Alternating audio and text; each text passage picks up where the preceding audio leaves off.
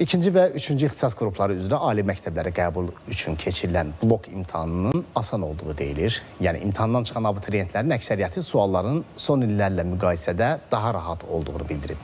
Bu səbəbdən bu il keçid ballarının daha yüksək olacağı gözləniləndir. Hər halda ekspertlər belə düşünür.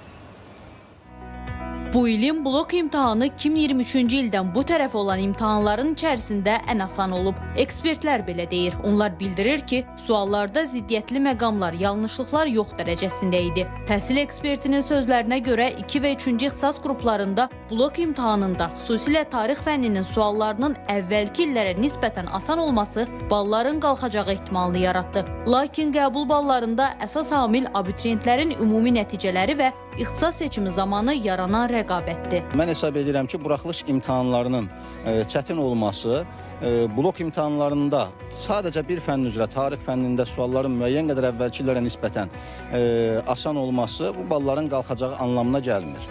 Çünki hal-hazırda birinci cəhd blok imtahanında birinci və dördüncü ixtisas qruplarının hələ imtahanları olmayıb. İkinci, üçüncü ixtisas qruplarının imtahanları olsa belə nəticələr hələ açıqlanmayıb.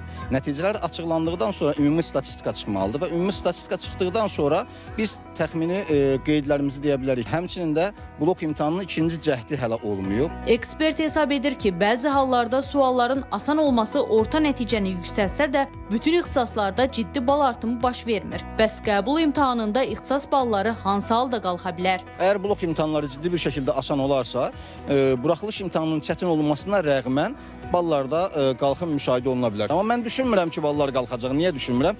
Çünki keçən il kifayət qədər, xüsusilə də 3-cü ixtisas qruplarında ballar qalxdı. Yəni bir də balların qalxmasında sadəcə sualların asan və yaxud da çətin olması əhəmiyyət daşımır.